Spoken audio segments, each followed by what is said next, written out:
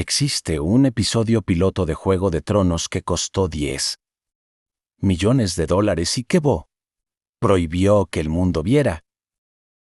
En ese episodio, Daenerys no era Emilia Clarke Stark, era otra actriz. Además, los White Walkers se veían totalmente diferentes.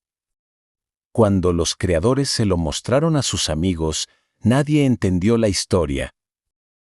Tuvieron que regrabar el 90% del capítulo para salvar la serie. Fue el error más caro de la televisión. Pero gracias a eso, hoy tenemos la serie que tanto amamos con el elenco perfecto.